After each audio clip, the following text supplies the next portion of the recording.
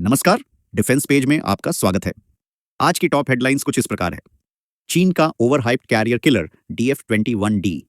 नासिक में खुलेगी तेजस की तीसरी मैन्युफैक्चरिंग लाइन।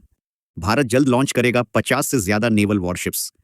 DRDO अगले 12-18 महीनों के भीतर करेगा निर्भय anti ship naval variant launch. और भारत GCC के बीच ट्रेड पहुंचा $162 बिलियन।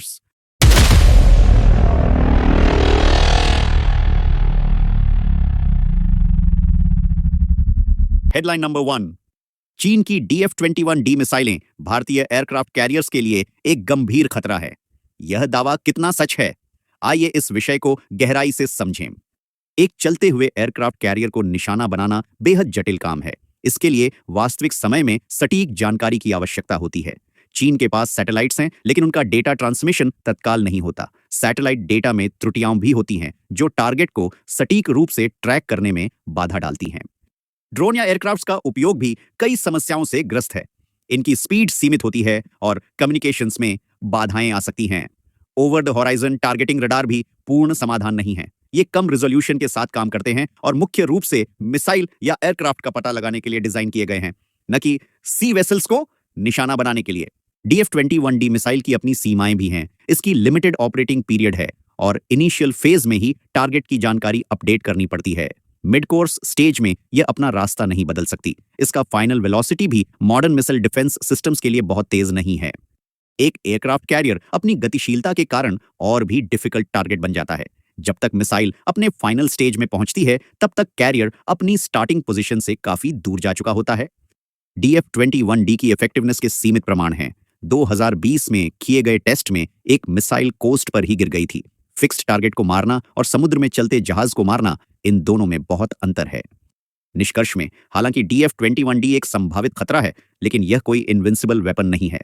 वास्तविक समय की जानकारी प्राप्त करने की चुनौतियां, मिसाइल की अपनी सीमाएं और मॉडर्न डिफेंस सिस्टम्स, ये सभी कारक मिलकर एक चलते हुए एयरक्राफ्ट कैरियर को नष्ट करना बेहद कठिन बना देते हैं। इसलिए इस खतरे को बढ़ा चढ़ाकर पेश किया जा रहा है। Headline number 2। नासिक में एक नई इकोनॉमिक होप दिखाई दे रही है। Su-30 MKI मैन्युफैक्चरिंग लाइन के बंद होने के बाद आई मंदी अब पीछे छूटती दिख रही है। नासिक में तीसरी लाइट कॉम्बैट एयरक्राफ्ट तेजस मैन्युफैक्चरिंग लाइन का उद्घाटन इस होप का मेन रीजन है। इस साल के अंत तक पहले LCA तेजस Mk-1A के उत्पादन की संभावना है। यह न केवल लोकल इकोनॉमी को, बल्कि पूरे एरिया को नई ऊर्जा प्रदान करेगा। नासिक का चुनाव इस नई मैन्युफैक्चरिंग लाइन के लिए स्ट्रेटेजिक इंपॉर्टेंस रखता है। हिंदुस्तान एरोनॉटिक्स लिमिटेड की यहां पहले से मजबूत उपस्थिति है। बेंगलुरु में पहले से मौजूद 2 LCA तेजस मैन्युफैक्चरिंग लाइनों के साथ नासिक एक्सपेंशन के लिए एक नेचुरल ऑप्शन था। लेकिन नासिक का रोल सिर्फ Mk-1A के प्रोडक्शन तक लिमिटेड नहीं है। हिंदुस्तान एरोनॉटिक्स लिमिटेड के एक अधिकारी ने पुष्टि की है कि यहां के इंडस्ट्रीज को तेजस Mk-2 प्रोग्राम का सपोर्ट करने के लिए तैयार किया जा रहा है, जब 2030 के अंत में तेजस Mk-2 फाइटर जेट मैन्युफैक्चरिंग में आएगा। तब नासिक प्लांट इसके लिए एक इंपॉर्टेंट मैन्युफैक्चरिंग सेंटर बन जाएगा। लोकल इकोनॉमी को और बढ़ावा देने में इंडियन एयरफोर्स द्वारा हाल ही में दिया गया 12 indigenously manufactured Su-30 MKI jet का ऑर्डर भी इंपॉर्टेंट रोल निभाएगा। हर Su-30 MKI के लिए लगभग 6000 स्पेयर पार्ट्स की जरूरत होती है, जिनमें से एक बड़ा हिस्सा लोकल स्तर पर ही प्राप्त किया जाएगा। Hindustan aeronautics limited local suppliers को फिर से सक्रिय करने के लिए प्रयासरत है। कंपनी का टारगेट इन सप्लायर्स को तेजस Mk-1A और Mk-2 प्रोग्राम में शामिल करना है। यह कदम न केवल लोकल इंडस्ट्रीज को बढ़ावा देगा, बल्कि भारत के सेल्फ रिलायंट डिफेंस प्रोडक्शन के टारगेट को भी आगे बढ़ाएगा। Headline number 3। इंडियन नेवी एक सिग्निफिकेंट एक्सपेंशन की ओर अग्रसर है। वर्तमान में कुल 66 वॉरशिप्स का कॉन्ट्रैक्ट किया गया है, जिनमें से 50 का निर्माण चल रहा है। ये जहाज 6 भारतीय शिपयार्ड और 2 रूसी शिपयार्ड में बनाए जा रहे हैं। इस एक्सपेंशन की व्यापकता को समझने के लिए कुछ आंकड़े देखते हैं। इन जहाजों का कुल वजन 2 लाख टन से अधिक है और इनका कुल मूल्य 1,10,000 करोड़ रुपए से ज्यादा है। यह भारत की अपनी मैरीटाइम कैपेबिलिटीज को मजबूत करने की स्ट्रॉन्ग कमिटमेंट को दर्शाता है। आने वाले 12 महीनों में 12 वॉरशिप्स के डिलीवर होने की उम्मीद है। इनमें एक डिस्ट्रॉयर, 5 फ्रिगेट, एक सबमरीन, 2 कोरवेट और 3 सर्वेलेंस वेसल शामिल हैं। कुछ मेजर प्रोजेक्ट्स पर नजर डालते हैं।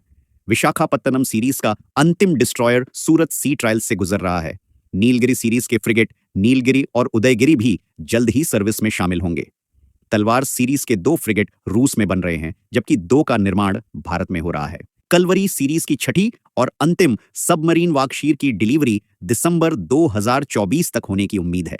इसके अलावा 16 एंटी सबमरीन वॉरफेयर शिप और 4 सर्वेलेंस वेसल भी अंडर कंस्ट्रक्शन है। यह विस्तार भारत की इंडियन ओशियन रीजन में एक की सिक्योरिटी प्रदाता बनने की महत्वाकांक्षा को दर्शाता है। इस टारगेट को पूरा करने के लिए मिनिस्ट्री ऑफ डिफेंस ने हाल के वर्षों में नेवी के कैपिटल बजट को दोगुना कर दिया है। इंडियन नेवी का लॉन्ग टर्म गोल अपने फ्लीट को बढ़ाकर लगभग 175 जहाज करना है। इसमें aircraft carriers, destroyers, frigates, submarines और कोरवेट शामिल होंगे।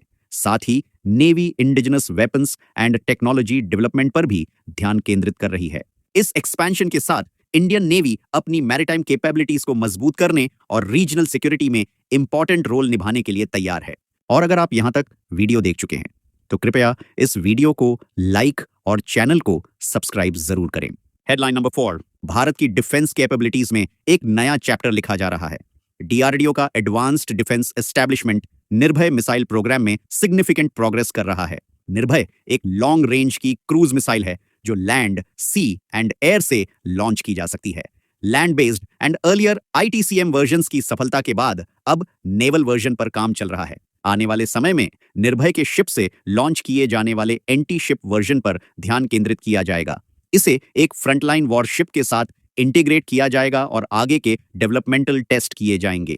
डीआरडीओ द्वारा पहले से developed universal vertical launch module vessel naval platform के साथ निर्भय के सीमलेस इंटीग्रेशन को सुनिश्चित करेंगी।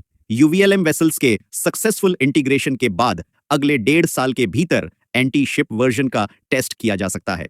नेवल वर्जन के अलावा 1000 किलोमीटर की मारक क्षमता वाले निर्भय के एयर लॉन्च्ड वर्जन पर भी काम चल रहा है।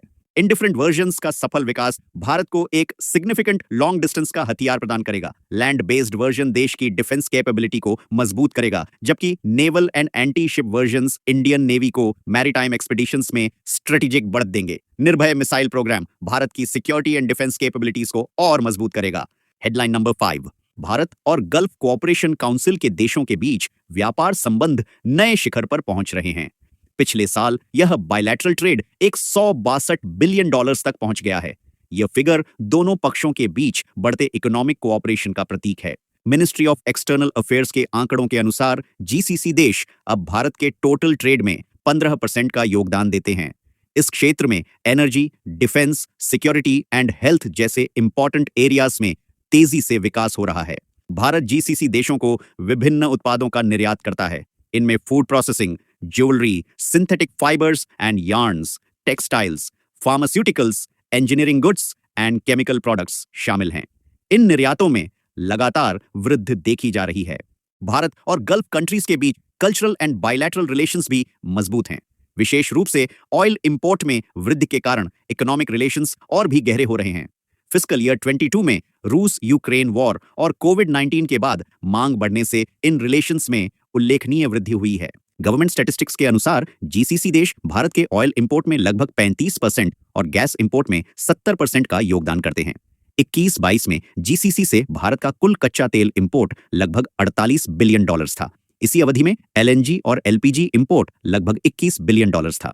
फाइनेंशियल ईयर 17-18 से भारत और जीसीसी के बीच बायलैटरल ट्रेड में 10.57% की एनुअल वृद्धि हुई है। यह स्टैटिस्टिक्स इस संबंध की गति और महत्व को दर्शाता है। इस साल फरवरी में प्रधानमंत्री नरेंद्र मोदी ने यूनाइटेड अरब अमीरात और कतर का दौरा किया। उन्होंने बायलैटरल स्ट्रैटेजिक पार्टनरशिप को मजबूत करने के लिए वहां के शीर्ष नेतृत्व से व्यापक बातचीत की। प्रधानमंत्री ने अब्बू धाबी में पहले हिंदू मंदिर का भी उद्घाटन किया। 22-23 में भारत और यूएई के बीच लगभग $85 बिलियन का बायलैटरल ट्रेड हुआ। यूएई भारत में टॉप 4 फॉरेन इन्वेस्टर्स में से एक है। भारत और कतर के बीच बायलैटरल ट्रेड वर्तमान में लगभग $20 बिलियन है। भारत और गल्फ कंट्रीज के बीच बढ़ते बिजनेस रिलेशनशिप दोनों पक्षों के लिए लाभदायक हैं। यह न केवल इकोनॉमिक डेवलपमेंट को बढ़ावा देता है, बल्कि स्ट्रेटेजिक एंड कल्चरल रिलेशंस को भी मजबूत करता है। आने वाले वर्षों में इन संबंधों के और अधिक विकसित होने की उम्मीद है। तो हमारे आज के इस एपिसोड के लिए इतना ही। उम्मीद है आपको एपिसोड पसंद आया होगा। पसंद आया हो तो वीडियो को लाइक और चैनल को सब्सक्राइब जरूर करें। जय हिंद।